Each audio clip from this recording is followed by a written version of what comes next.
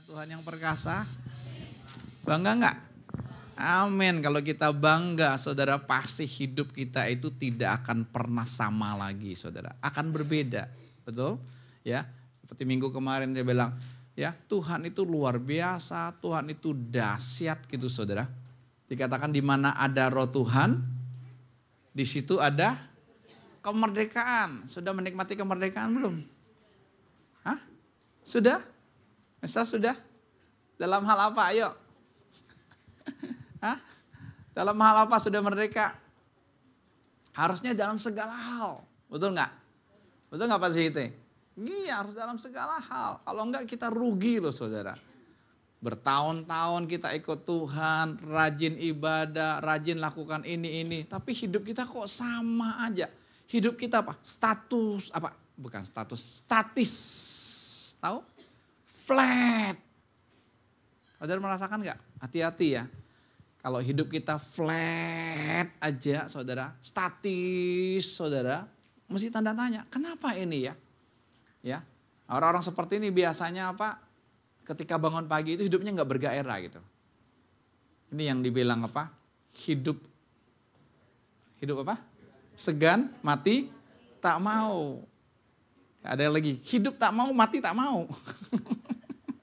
Bingung gitu ya, hidup tak mau, mati tak mau. Tuhan juga bingung, hidup gak mau, mati juga gak mau. Kenapa? Statis. Saudara hati-hati ya. Mesti cek hubungan suami istri saudara coba, statis atau dinamis. Kalau dinamis itu bergerak terus. Terus ada dinamika, namanya dinamis. Dinamika, kalau bahasa Yunaninya dunamos. Kisah Rasul 1:8 kan. Kalau Roh Kudus turun ke atas kamu, kamu diberikan kuasa. Kuasa di situ dunamos. Kita menemukan kata dinamis. Ya. Kita menemukan bom yang apa namanya? Dinamit kan? Ya, dinamo. Itu kan terus bergerak. Hidup kita masih bergerak. Kalau enggak ngeri loh saudara. Ya, saudara masih cek hubungan suami istri saudara gimana? Biasa-biasa aja? Dingin? Ya. Masih cek nih. Tolong istri-istri yang masih punya suami, suami-suami yang masih punya istri, kapan terakhir saudara ngobrol berdua? Kapan, Ed? Tiap hari. Tiap hari. Ngobrolnya apa yang diobrolin? Masalah, kekurangan, apa yang diobrolin? Oke ya, nanti pikirin ya. Pak, terakhir kapan sih ngobrol sama pasangan? Saudara masih pikirin ya. Anak-anak, kapan terakhir ngobrol sama papa yang masih punya papa? Kapan? Sekalipun papanya luar kota, jauh. Kapan? Marcel, kapan ngobrol sama papa terakhir?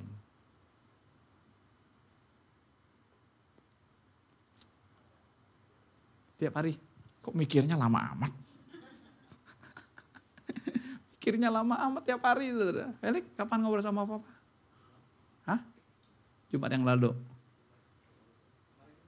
Ya Jumat barusan kan? Nah, 2 hari yang lalu kan ya. Oke. Anak-anak juga mesti perhatikan. Wah saya udah lama gak ngobrol sama papa.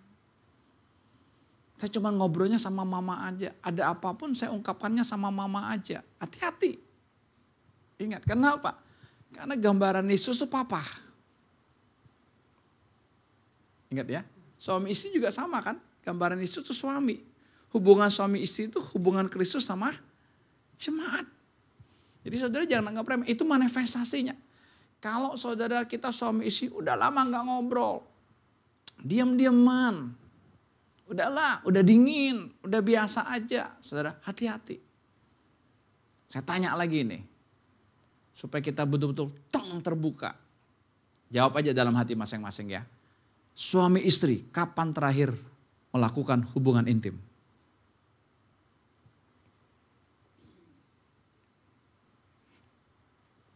Ayo. Kapan? Saudara jangan berpikir, aduh Pak, sudah tua Pak. Aduh Pak, udah gini Pak. Udahlah Pak, udah capek Pak. Udah malas Pak. Saudara hati-hati. Ingat, Karena Tuhan jelas ngomong berkata apa. Tuhan itu kan ngomongnya jelas kan. Alkitab ngomong jelas. Hubungan suami istri itu adalah gambaran hubungan Kristus sama jemaat. Jelas. Kalau kita suami istri ya udahlah biasa aja. Udah Pak kita jalani hidup beginilah. Saudara, banyak loh. Banyak sekali saudara. Jangankan pasangan yang sudah tua, maksudnya sudah lama menikah. Pasangan baru pun banyak saudara. Banyak. Karena memang keadaan dunia ini saudara. Kalau bukan kemurahan Tuhan kita stres loh. Betul gak? PD3, Perang Dunia Ketiga sedang didengung-dengungkan. Dengar gak saudara? Didengung-dengungkan ya. Yang udah berapa tahun? 3 tahun ya. Rusia sama Ukraina. Yang sedang berlangsung baru-baru ini India sama Pakistan. Padahal itu kan tetangga. Sama kan India, Pakistan, Nepal kan sama kan ya. Tapi bisa saudara perang. Sebentar lagi Cina sama Taiwan.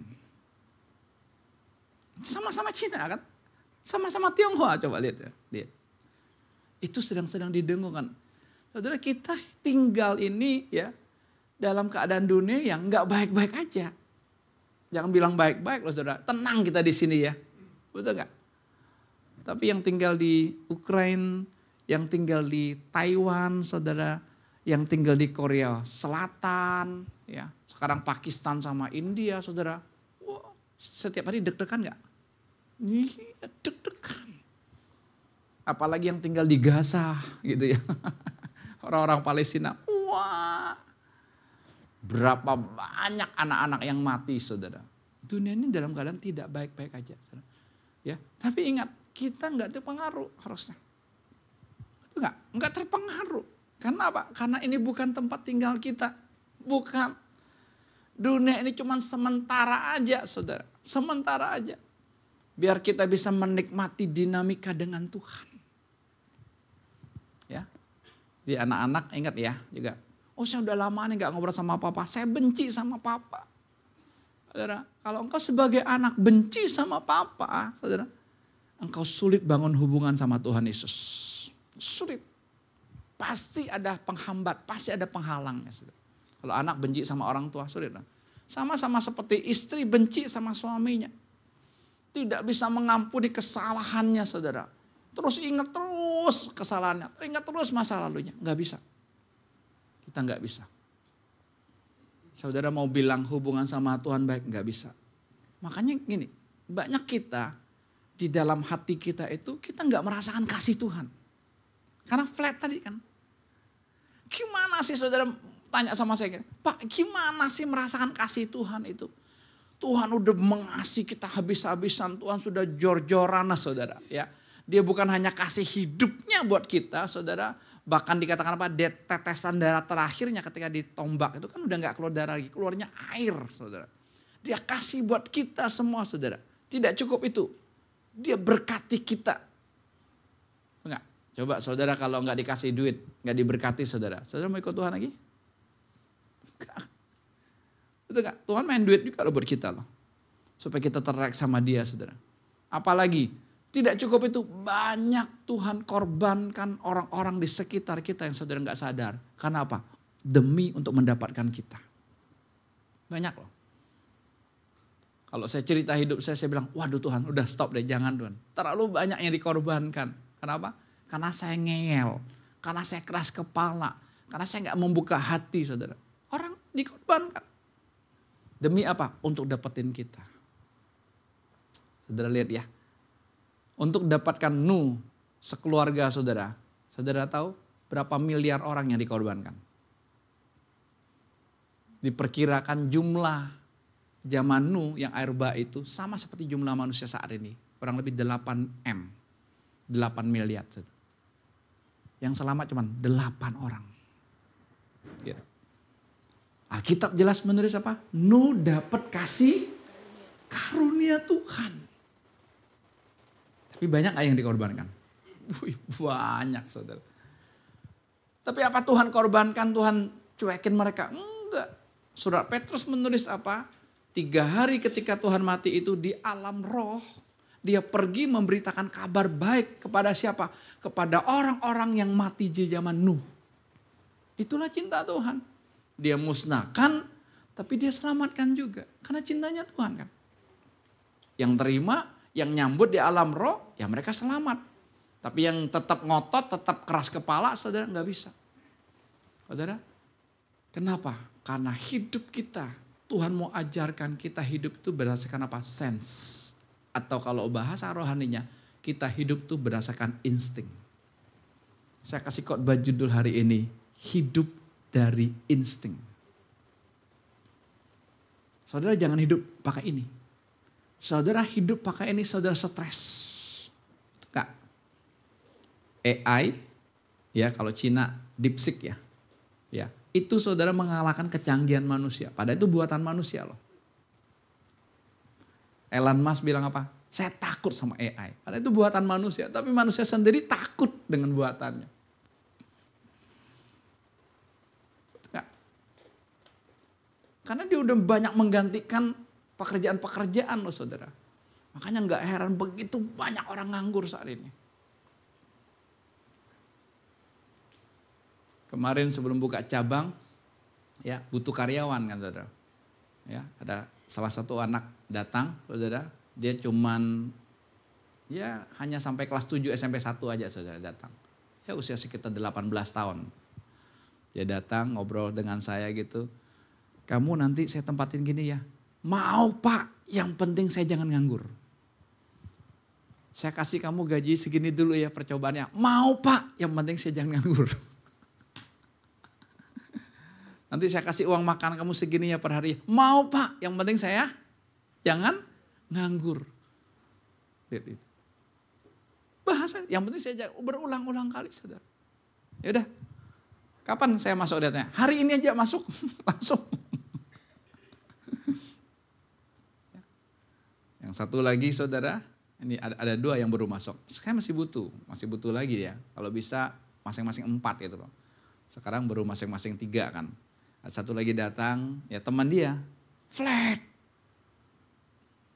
Tanya A, jawab A. Tanya C, jawab C. Flat betul tuh flat. Di WA-in, jawabnya nanti besok. Saya WA-in kamu, kenapa gak jawab? Saya gak pegang handphone kok. Terus kamu ngapain di rumah? Saya nonton. Ya podo wae. Pegang handphone sama nonton sama aja gitu. Enggak jauh-jauh gitu. Ya. Kemarin saya janji dia, karena mau ajak dia ke Pamulang kan. Jam 9:30 ya, kamu sudah datang. Kalau di sini kan bukan jam 11, sana juga jam 11. Tapi harus berangkat dari 9:30. Ya, karena perjalanan 1 jam lebih gitu ya. Saudara, jam 9:45 saya tanya dia, kamu di mana? Baru mau OTW. Aduh. Janjinya berapa? 9:30. Jam 9:45 kamu di mana? Baru OTW. Tinggalnya di Rawalele gitu. Aduh kan nggak bisa kan?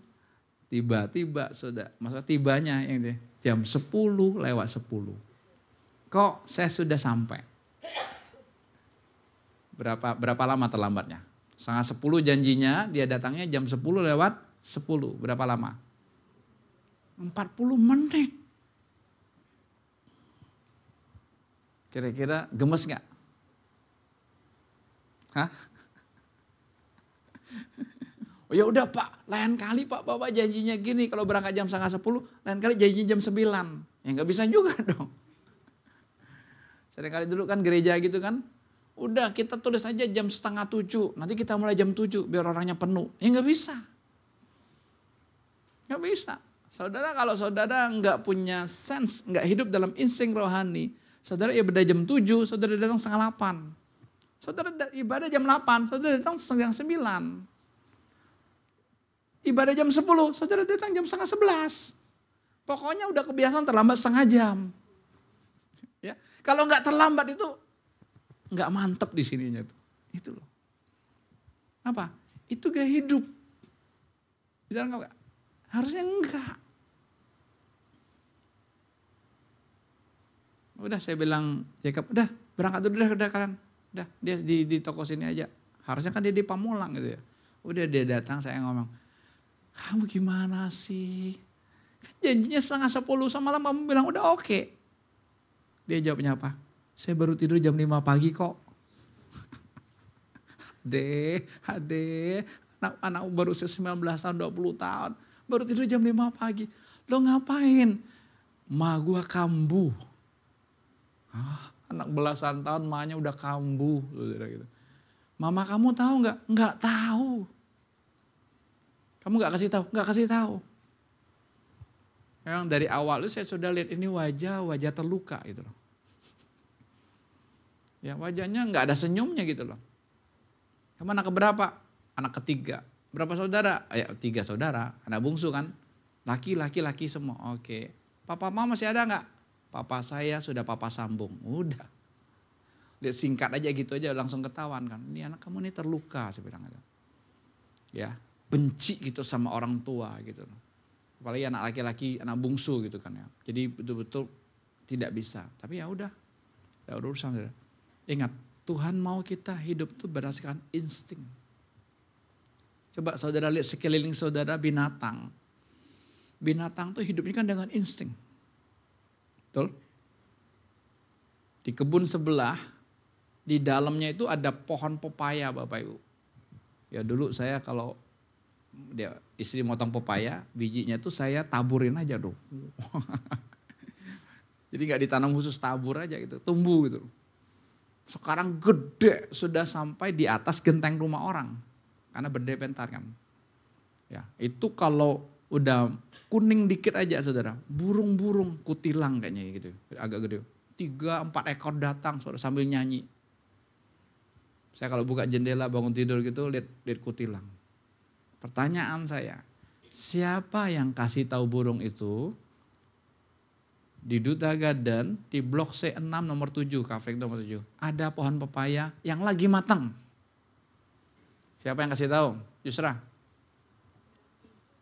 Insting. Jangan bilang rohani, Tuhan yang kasih tahu Pak. Kita kalau jawabnya rohani, Tuhan yang kasih tahu dia Pak. Insting kan. Nanti kalau udah gak ada matang lagi, gak ada burungnya. Cuma minggu kemarin saya suruh tebang, saudara tebeng. Bahasa Bangkanya tebeng. Saya suruh tebang, karena kalau patah itu kan hantamin genteng orang gitu saudara. Saudara habis ditebang itu saudara, gak ada loh burungnya.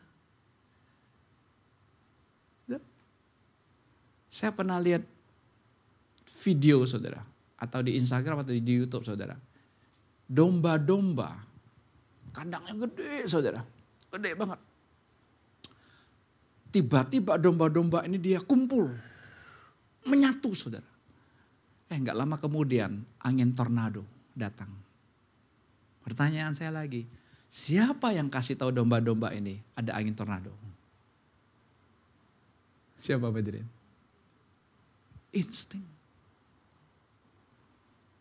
Saya bilang, wah keren ya. Domba beda sama kambing kan. Ya kita ini disebut dombanya Tuhan kan. Lihat aku menempatkan kamu seperti domba di tengah-tengah serigala. Lihat dong. Kita masih perhatikan Tuhan kita ini kejam loh. Saudara kalau enggak netral, saudara lihat wah Tuhan maha baik bla bla bla. Ayat itu Tuhan ini kejam loh. Kejam enggak? Kamu seperti domba di tengah-tengah serigala, kejam enggak? Kejam dong. Sekitar kita ini serigala semua loh. Betul enggak? Matius 10 ayat 16 itu. Tapi sampai situ enggak kan? Enggak. Hendaklah kamu cerdik seperti ular. Tuhan suruh kita cerdik seperti ular. Ular itu lambang setan. Kita disuruh cerdik seperti setan. Coba. Baru tulus seperti merpati. Enggak tulus dulu. Cerdik dulu. Bukan picik, bukan licik. Beda. Cerdik. Cerdik kan semuanya pakai insting. Coba. Kapan tahu saudara cerdik? Oh Pak, saya mah cerdik terus Pak. Wah itu bukan cerdik terus, jangan-jangan lu picik. Tukang cia orang terus Pak, tukang makan orang terus Pak. Enggak, ini cerdik. Tulus, kapan tahu kita tulus? Kalau bukan berdasarkan insting rohani, enggak bisa. Tidak ada orang yang bisa saat bersamaan dia cerdik sekaligus tulus. Enggak ada. Enggak mungkin bisa, betul gak? Mana bisa Pak, cerdik sekaligus tulus. Kalau orang cerdik rata-rata apa? Akhirnya kan jadi picik. Wah ini orang mah cerdik banget. Kayak belut jatuh di oli. Bisa gak? Lomba 17-an ambil belut di oli. Nanti lomba gitu ya. Joel bikin lomba buat teens. Wah ambil belut di oli. Tapi olinya oli baru. Jangan oli bekas hitam semua di tangannya. Pasti lepas terus kan. Ada kan orang ini, wah ini mah kayak belut jatuh di oli aja susah. Ada orang-orang tuh picek-liceknya tuh lihai kalau. Tulus aja, nggak bisa lah saudara. Saudara jadi orang Kristen tulus aja, ikhlas aja, nggak bisa. Betul nggak? Saudara dicek loh. Ketika buka toko di sini saudara. Di samping Indomaret itu, toko sepeda, datang preman. Ngadepin saya. Ya. Kok ini toko baru buka. Engkau mau kasih saya jatah 1 bulan berapa? Hah? Jatah apa? Ya pokoknya jatah per bulan. Enggak. Saya bilang saya udah ada keamanannya gitu. Udah cukup. Udah habis itu pergi dia. Enggak balik-balik lagi. Kalau ketemu sama saya cuma nganggut aja. Nah di Pamulang sama saudara. Hari Rabu datang preman. Ya. Saya hari Rabu saya udah pulang kali ya, malam dia si Jacob yang situ. Dia minta jatah, dia bilangnya gini, IKK, tahu ya kalau perumahan ada IKK kan? Iuran, keamanan dan kebersihan, kurang lebih gitu kepanjangannya. Atau IPL. Ya. Kayak gitu ya. Dia mintanya berapa per bulannya? Keamanannya 500 plus kebersihannya 150, 650. Gede gak Bang? Per bulan loh. Di sini aja per bulannya IKK-nya ruko di sini 150.000. 650.000. Udah Jack, saya bilang tenang aja. Pokoknya kalau ada preman, ada apapun bilang, nanti saya kasih tahu bos. Itu aja kan gampang kan? Saudara kalau yang punya usaha tahu deh, kalau mau lebaran amplop-amplopnya banyak banget ya. Kayaknya banyak ya? Banyak. Semuanya ngaku. Ormas ini, ormas itu, ormas ini, ormas itu. Banyak banget. Ya, dia yang buka puasa, kita yang nyetor. Apa hubungannya? Itu kan ya? Yaudah kita terima aja. Hari Kamis, karena kita mulai pindahan, saya ada di sana. Saudara. Datang nyamperin saya. Kok, gimana yang semalam? Ya, nah sebelumnya saya cerita dulu. Ketika masuk di ruko di sana, ya kan mulai kenalan dong dengan ruko sana, ruko sini. Ya. Ada satu engkok-engkok, dia dari Kuntian, Ponti, saudara. Wah, ngomong sama saya, pokoknya seru deh. Wah, ya udah saya bangun hubungan juga sama dia, beli alat elektronik lah buat dia, karena dia juga punya toko elektronik, punya toko mainan, samping kami toko mainan. Oke, Will, mana William? Mic-nya mendengung Will, oke. Ya, dah. Wah, dia ngomong begini. Kok jangan takut di sini. Gue orang lama di sini. Gue 30 tahun di sini. Kalau ada yang ganggu lo, bilang aja, lu saudara gue. Lu saudara gue. Namanya Aseng. Oke, akan ketemu preman ini kan malam itu kan ya.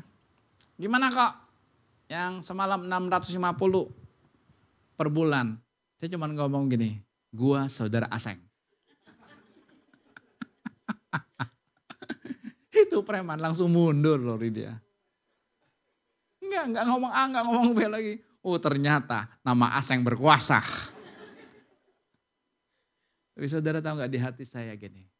Kalau nama asing aja berkuasa, apalagi nama Tuhan Yesus. Kenapa? Ayo. Saya cuma gitu loh. Lu pikir gue berani ngadepin preman? Gue juga takut. Putih gini, sipit begini gitu kan. Berantem gue jarang gitu ya. Dulu berantem gara-gara ya anak SD mau apa dijodoh-jodohin kesal gitu jadi berantem saya guys. Tapi berantemnya jurus bebas. Pak gitu. Kalau dulu kan kalau dijodohin kita nggak suka gitu. Dalamnya sih suka tapi luarnya nggak suka. Biasanya gitu. Kalau sekarang anak suka banget ya. Saya cuma bilang gue saudaranya Aseng. Jangan ngomong gitu, mundur. Saya bilang ternyata nama Aseng berkuasa di sini. Ya, nama Tuhan Yesus lebih berkuasa. Makanya Tuhan mau kita hidupnya dengan insting rohani. Binatang-binatang, ini saudara, khususnya yang peliharaan-peliharaan, sudah mati instingnya. Betul gak? Saya bilang sama papa saya, kan pelihara burung, perkutut, juga ada pudel kan. Kalau anjingnya mau melahirkan, panggil dokter hewan, disesar. Saya bilang, Pak, nggak ada sejarahnya anjing disesar. Kapan penemuan sesar itu saya juga nggak tahu. Dokter gimana dok? Pas Julius sesar. Tanya dia saudara. Iya, kan harusnya nggak ada, betul nggak? Mak gua lahir 12 kagak sesar. Terakhir katanya udah nggak pakai lagi bidan. Trot. Udah 12, udah gak panggil Hanum lagi. Jalan tol udah lancar. Hidup semua tuh. Sekarang sesat, instingnya mati kan. Betul gak? Masalahnya binatang gak bisa ngomong. Kok gue disesar? Dia gak bisa ngomong. Dia disesar, saudara melahirkan. Coba. Saudara pergi aja ke beberapa mall yang bebas anjing masuk, Central Park khususnya itu ya. Bebas kan anjing masuk, saudara. Lihat kan? Anjing dikasih pita, dikasih topi, dikasih baju, dikasih sepatu. Coba. Ayo. Cuman dia gak bisa ngomong aja. Saya ngomong gini, pelakunya. Sebenarnya pelaku utamanya ini. Saya hanya pemeran pengganti. Beliin baju.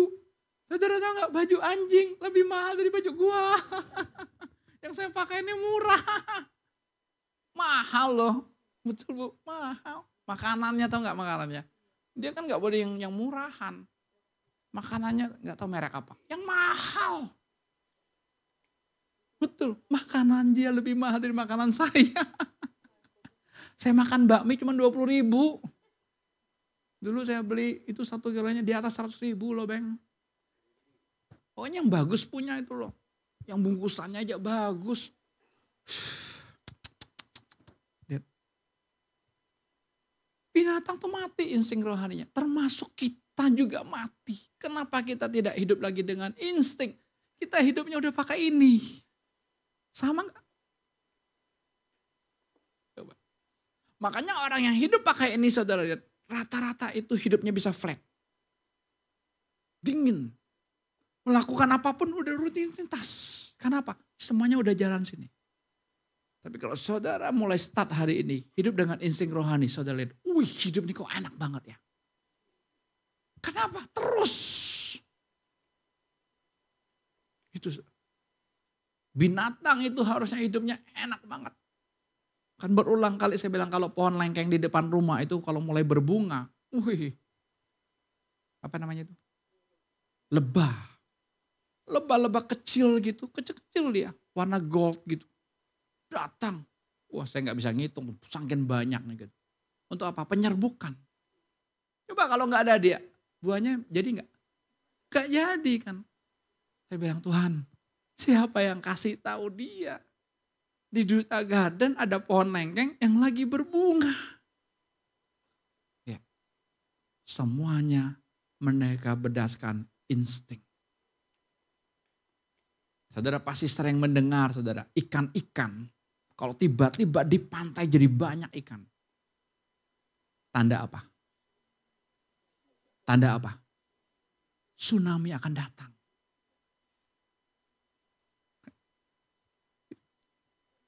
Atau tiba-tiba laut kering. Kepercayaan sih kalau pecun. Pecun yang bacang itu loh.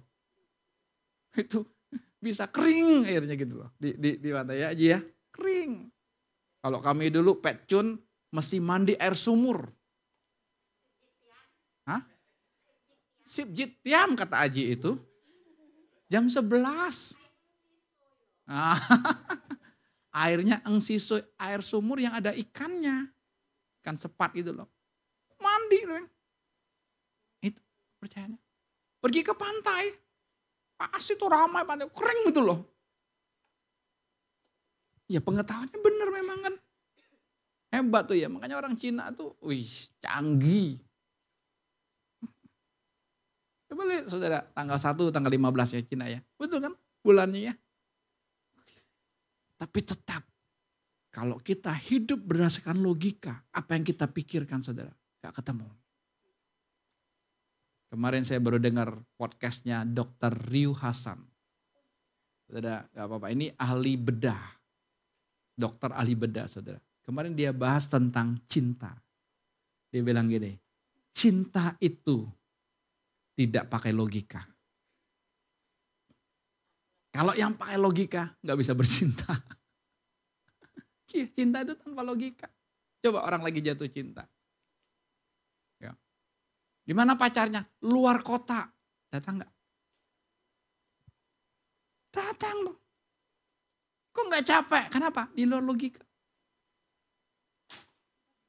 Waktu dia ngomong-ngomong itu saya baru ingat juga. Saudara. Iya ya.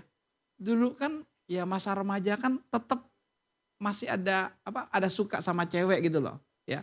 Ya, suka sama cewek, suka aja gitu ya teman sekolah gitu dah. Lewat rumahnya aja seneng.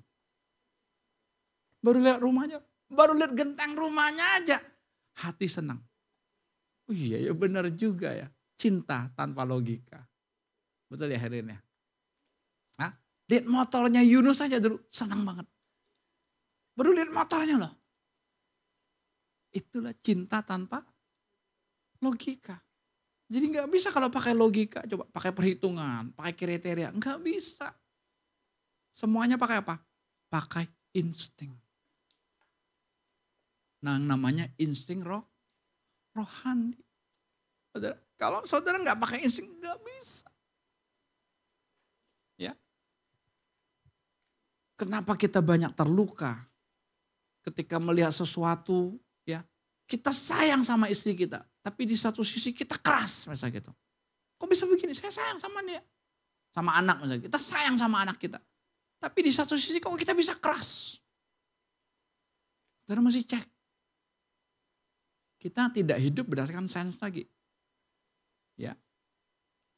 Tidak hidup berdasarkan insting lagi. Saya sama anak-anak kadang-kadang saya bisa keras-keras.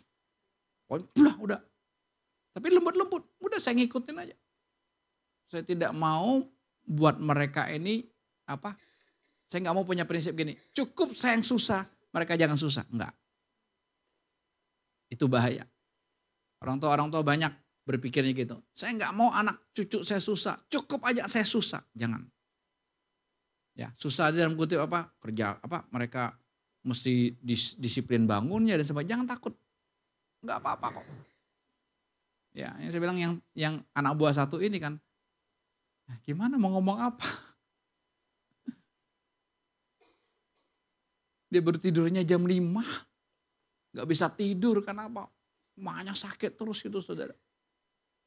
Saya bilang gimana kamu gak sakit mah? Saya tanya ke toko jam 11. Kamu udah sarapan belum? Belum. Ya gimana? Ya namanya toko buka jam 11 kan gak ada lagi jam 12. Istirahat ya makan siang ya. Ya nggak ada lagi dong orang masuknya aja jam 11 kan, mesti gitu kan. Saya bilang kamu sendiri nggak jaga badan kamu. Tapi ya kenapa? Dia punya begitu banyak luka dalam hidupnya. Ya saya sampaikan aja, saya nggak ada urusannya dengan dia. Kan saya sampaikan, Sama dengan kita, saudara. Saudara sebagai anak, saudara mesti meneliti, mengamati. Kok papa saya begini ya?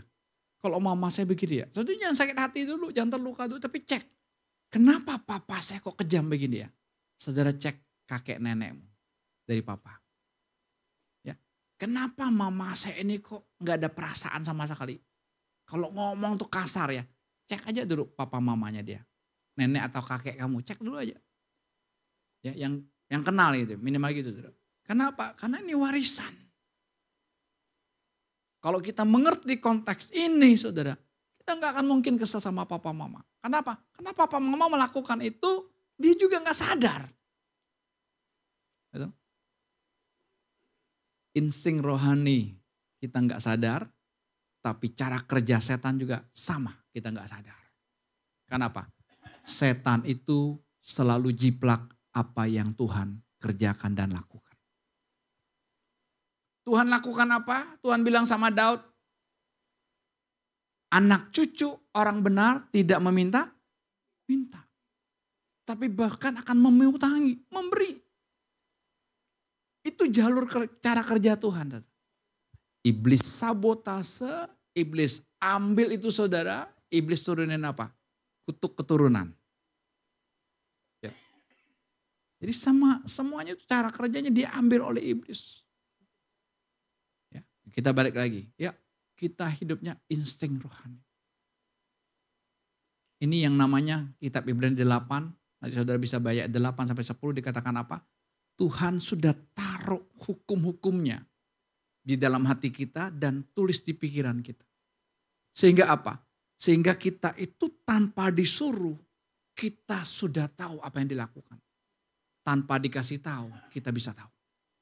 Itu hebatnya Tuhan. Itulah namanya insting. Sudah ada. Makanya saya bilang kita ini kok nggak sadar. Status kita ini loh. Kita ini orang yang luar biasa. Saya buka ayatnya buat kita dulu. Ayat 10 dan 11-nya. Lihat. Filipi 2. Sudah lihat ayat ini.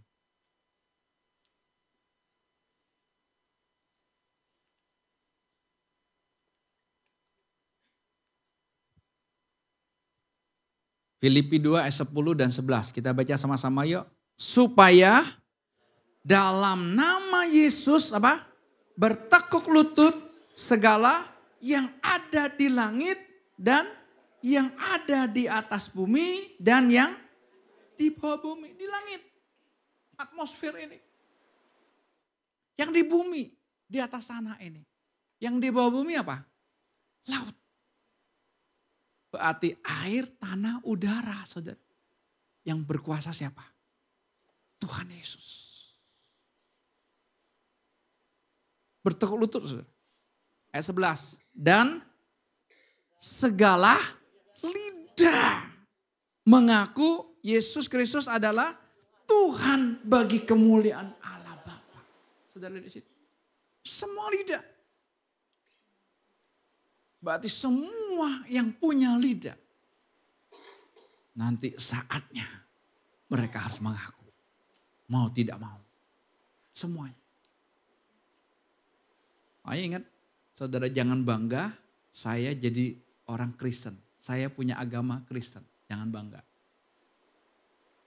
Saudara dan saya mesti bangga apa? Yesus yang memiliki hidupku. Semua lidah harus mengaku dengan dia. Bahkan yang di langit, di atas bumi, dan di bawah bumi.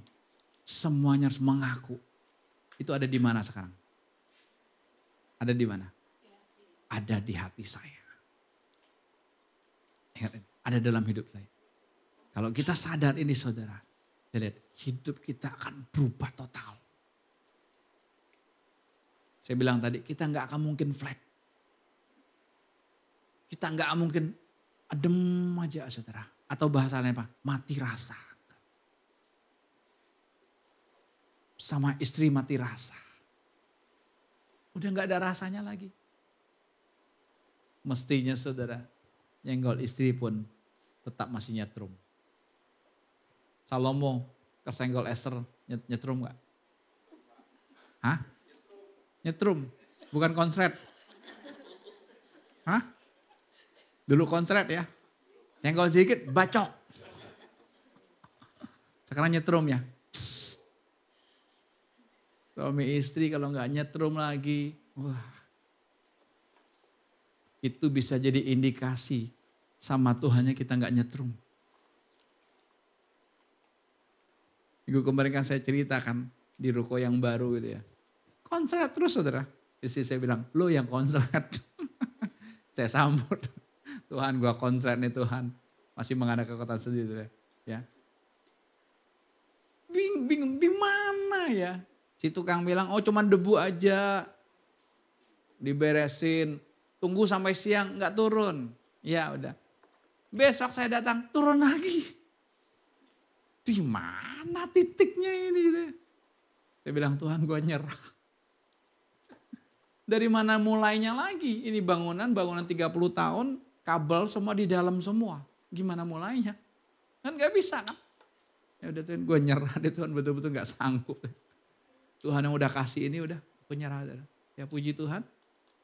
Ya ternyata ketemu penyakitnya. Katanya disensor. Ya sensor lampu. Nyalain lampu kan kita datangnya siang kan. Jadi kalau terang kan dia mati sendiri kan. Ya udah ganti aja saya bilang sensornya kalau itu penyakitnya. Betul saudara. Ganti sekarang aman. Coba. Saya udah berpikir konsepnya di dalam nih. Kalau konsep di dalam tembok kan waduh sekarang rak udah pasang, reklame udah pasang di dalam. Gimana lagi gitu ya. Bilang betul-betul gak sanggup. Nyerah.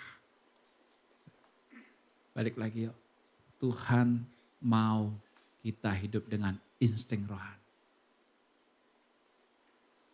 Caranya gimana? Gak ada cara. Kita lihat dari ayat yang kelimanya. Kita baca cepat ya. Ayat 5. Sama-sama ya ayat 5. Hendaklah kamu dalam hidupmu bersama menaruh pikiran dan perasaan yang terdapat juga dalam Kristus Yesus. Ayat ini menggambarkan kepada kita apa? Kita mesti punya perasaan dan pikiran seperti Kristus. Itulah yang namanya insting. Bukan pikiran dan perasaanku. Kalau pikiran dan perasaan kita nggak bisa. Menurut pendapat saya. Nah itu tuh orang-orang pakai pikiran. Menurut pendapat saya. Ya. Bukan menurut pendapat saya. Tapi biarlah pikiran dan perasaan Kristus yang ada dalam hidup kita. Ini tanda apa? Hanya orang mati. Makanya kalau kita belum mati, egonya belum mati, nggak bisa. Saudara berbusa-busa dia omongin tentang hidup insting rohani, nggak bisa. Padahal Tuhan sudah kasih gambaran binatang aja. Binatang tuh mereka nggak hidup pakai logika. Hidupnya semuanya insting. Ya, kemarin kita lihat siang-siang kucing kawin ya. Biasa kan kucing tuh kawinnya malam-malam atau di atas genteng, kawinnya. Ya, kan malu-malu kucing. Sekarang kucing udah gak malu-malu lagi. Udah terang-terangan. Kami jalan berdua gitu, dia tetap aja gitu. Wah, saya bilang udah kehilangan nih instingnya. Insting dia kan malu. Hanya orang mati saudara. Ketika kita mati, yang hidup Yesus. Yang ada pikiran Kristus yang keluar. Yang ada apa? Perasaan Kristus yang keluar. Nah, kalau perasaan Kristus yang keluar saudara, kita gak bisa detect. Ingat. Kalau perasaan kita yang keluar, gini. Ketika papa bentak kita, perasaan kita keluar, kita langsung bilang papa jahat. Tuh. Sili, kalau diomelin mama, Sili belajar Sili. Kalau Sili pakai perasaanmu, bilang mama apa? B-A-W-E-L. Bawel. Ruth, bilang Opung apa? Opung galak banget. Ini Opung si Hite. Kalau kamu pakai perasaan kamu. Ingat, itu perasaan kita. Itu pikiran kita. Kita bilang orang tua kita jahat, suami kita jahat, istri kita bawel, cerewet. Kalau kau keluar dari cinta. Tapi kalau engkau tetap hidup dalam cinta, cerewet pun gak terasa. Itu orang keluar dari cinta, betul gak? Hanya orang yang jatuh cintalah dia akan hilang logikanya. Seorang wanita, dia punya pacar penjudi, saudara. Ketika diingatin gimana pun susah. Kenapa? Hilang logika kan. Tapi Dr. Rio Hasan bilang gitu, itu memang kerja otak. Kerja otak tuh kalau orang jatuh cinta, ingat, dia melebihi orang narkoba. Saya bilang, keren loh kalau orang jatuh cinta. Dia melebihi orang narkoba. Orang narkoba tahu ya. Kalau dia udah butuh kan namanya sakau kan. Dia perlu sama kalau orang jatuh cinta. Kepingin ketemu terus kan. Betul gak? Yang lagi pacaran kepingin ketemu gak? Enggak, gue bosen. Kalau lo bosen, lo keluar dari cinta itu. Karena apa? Karena secara kedokteran aja itu cara kerja otaknya saya bilang. Wih, saya bilang gitu. Saya lihat Tuhan, saya bilang, canggih Tuhan ya. Otakan Tuhan yang bikin, canggih dia kasih buat kita untuk bisa menikmati. Wih, sama makanya kita ketika sudah keluar dari cinta dengan Tuhan, saudara. Kita ibadah pun saudara, cuma sekadar hadir. Absen. Tapi gak merasakan lagi kasih. Tapi kalau kita tetap hidup dalam cinta, wow, Tuhan aku mau menikmati Engkau. Aku mau menikmati Engkau terus. Tuhan tuh dinamis, Tuhan tuh hidup. Oke, lanjut ayat yang ke-6. Ini yang saya bilang harus mati. Yang walaupun dalam rupa Allah, Yesus adalah Allah, tidak menganggap kesetaraan dengan Allah itu sebagai milik yang harus dipertahankan. Dia tidak lagi pertahankan hak hidupnya. Melainkan telah mengosongkan dirinya sendiri dan mengambil rupa seorang hamba dan menjadi sama dengan manusia. Ini yang namanya inkarnasi. Saudara, kalau Yesus tidak berinkarnasi jadi manusia, Bapak dan Ibu tidak selamat. Ingat. Dia mati di atas kayu salib bukan sebagai Tuhan, bukan. Kalau sebagai Tuhan kita bilang, wah itu cuma drama doang kok salib-salib itu. Paku dia kan Tuhan, mana sakit? Enggak. Dia sebagai manusia yang tidak berdosa. Sakit.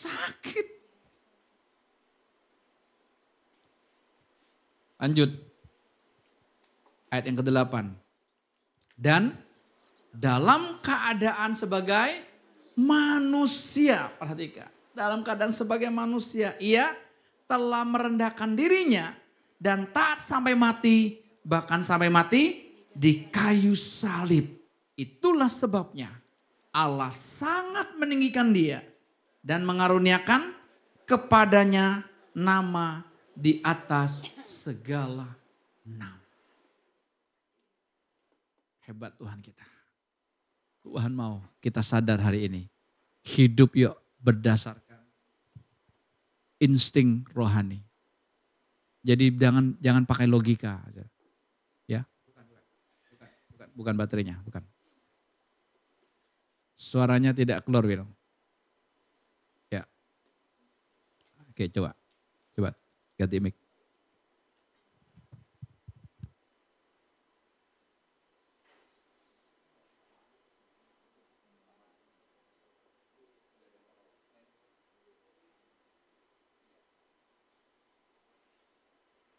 Tes. Oke, ya udah, enggak apa. Ya, jadi Tuhan mau setiap kita ini hidupnya dengan insting. Ya, saudara ngikutin Tuhan apa yang ada di hati saudara. Ketika itu muncul, saudara jalankan. Itu muncul, saudara jalankan. Itu muncul, saudara jalankan. Ya. Tapi kalau saudara pakai logika, saudara pakai pikiran, saudara akan pakai perhitungan. Kalau saudara pakai perhitungan terus saudara, percayalah. Saudara gak akan bisa menikmati Tuhan sepenuhnya. Gak bisa. Ada yang tanya sama saya, kalau gitu Pak, buat apa otak kita? Nah, ada yang tanya kan? Kalau gak pakai pikiran buat apa ini Pak? Gampang saudara. Kalau saudara udah dengar dari Tuhan di sini, semuanya ya, semuanya. Pasangan hidup nih, anak-anak muda. Ya, ini bukan pengajaran, bukan. Tak. Bukan bilang, oh saya cocok nih sama orang nih. Saya pas sama orang nih. Enggak, bukan itu. Tapi tak di sini, kok beda ya? Oke saudara ikutin aja. Jangan ikutin sini. Ikutin aja. Nanti makin jelas gitu. Ya. Nah, setelah misalnya saudara muncul, saudara minggu depan saudara muncul ke Bandung. Ya. Oke, ke Bandung ya. Tak, udah ke Bandung nih. Minggu depan hari Jumat, hari libur saya mau ke Bandung. Setelah saudara dapat saudara mau ke Bandung, baru pakai pikiran, oke? Ngobrol sama istri. Mah, kita mau berangkat jam berapa? Ini kan hari libur. Kita berangkatnya subuh jam 4. Oke. Pertama ya, berangkatnya subuh. Kita mau nginep berapa hari? Oke dong. Oke, book hotel dulu. Ini hari libur. Bisa book hotel dulu. Udah pakai pikiran kan? Jelas gak? Jadi munculnya sini dulu. Ke Bandung. Munculnya sini dulu. Tapi kalau orang di luar insting rohani, munculnya sini dulu. Ke Bandung. Macet mah. Jangankan hari libur. Hari biasa aja di Bandung macet. Karena kan wilayahnya itu-itu aja. Jalannya gak nambah. Orang Bandung ke Jakarta, orang Jakarta ke Bandung. Cuma pindah doang. Orang Bandung teman saya bilang, pokoknya kalau libur kami ke Jakarta. Atau kami gak keluar. Kenapa? Percuma kami keluar kalau lagi long weekend. Macet sana, macet sini, gak bisa jalan. Jadi munculnya dari mana dulu? Muncul dari mana dulu? Dari sini. Ketika muncul dari sini, baru pakai ininya. Jangan dibalik. Kalau kita pakai ini dulu, instingnya mati. Itu yang membuat nanti kita apa? Tidak bisa lagi dengar Tuhan ngomong apapun sama kita. Kenapa? Semuanya udah di sini. Saudara yang kerja semuanya di sini saudara. Saudara rutin aja. Biasa aja. Disuruh cerita, saudara gak bisa cerita. Karena apa? Biasa kok saya lakukan ini. Tapi kalau saudara hidup berdasarkan insting rohani, setiap hari, bahkan setiap detik, saudara bisa merasakan Tuhan. Dan ada banyak cerita, kesaksian lewat hidupmu. Kenapa? Karena Tuhan semua yang mengerjakannya. Amin. Tuhan berkati kita semua. Mari kita bagi berdiri sama-sama yuk.